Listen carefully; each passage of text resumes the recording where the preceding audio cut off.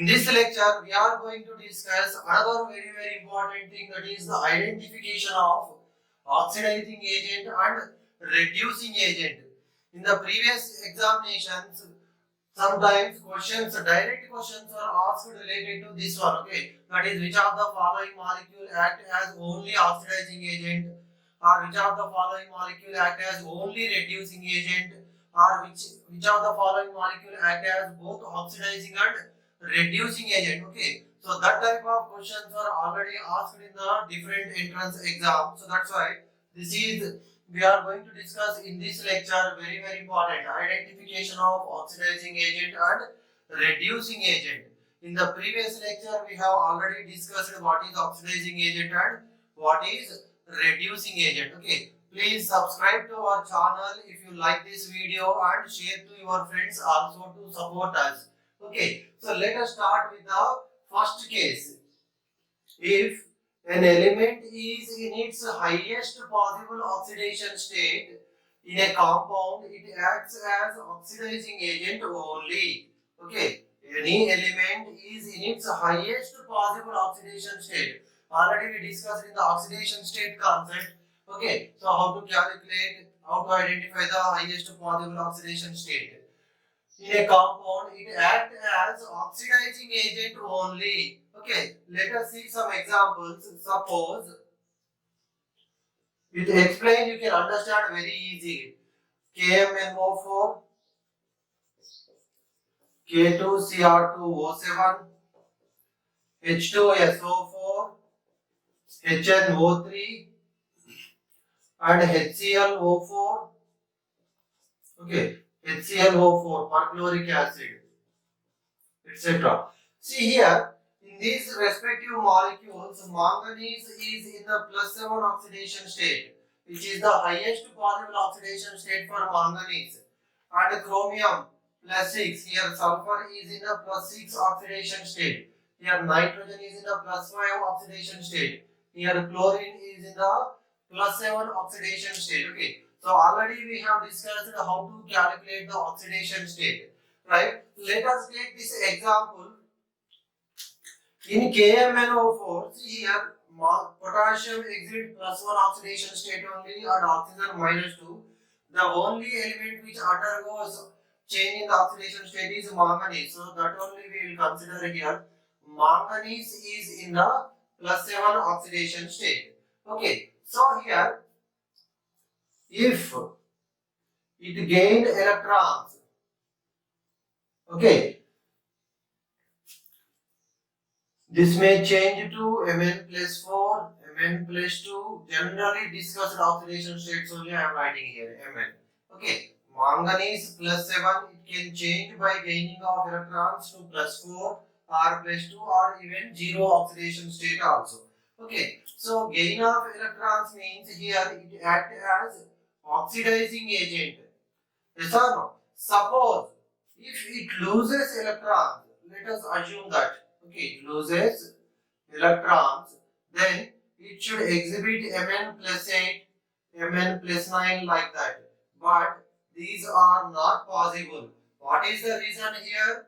Because the manganese, in the manganese atom, the configuration is, valence electron configuration is argon 3d5 4s2. So the maximum electrons which are participate in the chemical combination or which can be removed are 7 electrons only. Okay, so inner electrons we cannot remove. +8 means we have to remove 8 electrons from the manganese. But is it possible? Not possible. Only maximum manganese can lose 7 electrons. Okay, so it is losing electrons means it is acting as a reducing agent, but it is possible, not possible. This is the reason why if an element is in its highest possible oxidation state, can gain electrons only, it cannot lose the electrons, because inner electrons does not participate. Okay, only valency electrons only. In the case of S and P, valency electrons. In the case of D elements, these D electrons and S electrons they can lose. Okay, clear? Very simple. So once again, if an element is in its highest possible oxidation state, it can act as oxidizing agent only, means which can gain electrons only. Already we have clearly explained what is oxidizing reducing agents in the previous lecture. Okay, clear? So this can gain electrons only, it cannot lose electrons. So that's why it cannot act as a reducing agent, only can act as oxidizing agent. Clear? Same story for the any element. Okay, if an element is in the highest oxidation state, that can gain only electrons, that's why it can act as oxidizing agent only. Okay, very simple. Next, second thing. If reverse to this, if an element is in its lowest possible oxidation state, then it acts as a reducing agent only. Okay, if an element is in its lowest possible oxidation state in a compound, it acts as a reducing agent only. If you take the examples here, best example is H2S. Okay, and FeSO4. We can take FeSO4, or we can take SnCl2, etc. Okay, so here in these molecules, the oxidation state of sulfur is how much? -2. Here iron +2. Here tin +2. This is the lowest possible oxidation state in a compound. So that's why now in the same manner we can explain for this H2S. Okay, so hydrogen is +1 only. Forget about that one. Sulfur only undergoes change. So sulfur is in the -2 oxidation state. Okay, so in this way, if you write here,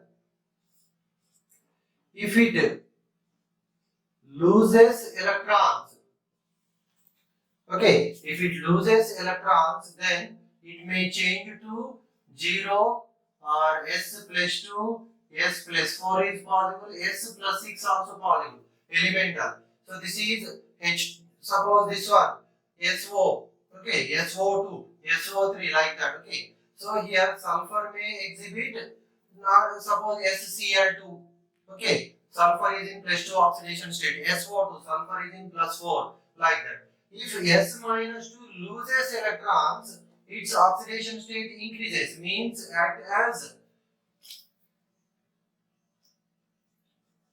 reducing agent. But suppose if you assume that if it gain electrons, okay, then it should change to S-3, S-4, S-5 like that. But these are not possible. What is the reason?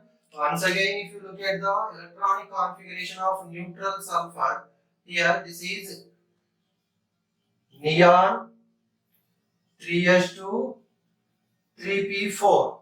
Okay, so when it takes two electrons, they will get the stable configuration of argon, 3s2 3p6. So means that is already getting octet configuration, so it cannot take more than two electrons. Sulfur in the neutral state, this is the configuration. If it takes more than two electrons, we get other configuration that is not stable. So when it takes maximum 2 electrons, we get 3s2 3p6. That is the octet unstable configuration. That is the reason why this any element, not only this, if that is in the possible lowest oxidation state, it cannot take more electrons. Already that is stabilized. Okay, some stable configuration is already attained. So that's why here gain of electrons means oxidizing agent, but not possible. By losing electrons, it will convert into these oxidation states. Okay, so from here, so that's why it can act as a reducing agent only. Okay, clear? So very simple. If highest oxidation state means it cannot lose electrons. Lowest oxidation state means other than more than 2 electrons it cannot take. Same here also in all these cases. Okay. Clear? So in this way we can easily identify the element which compound which is only oxidizing agent, which is only reducing agent. Next, another special one.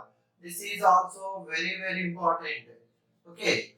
So if an element is in its intermediate oxidation state in a compound, then that can act as both oxidizing agent as well as reducing agent. Okay, if the element is in its intermediate oxidation state, can act as both oxidizing and reducing agent. Best examples we can take H2O2.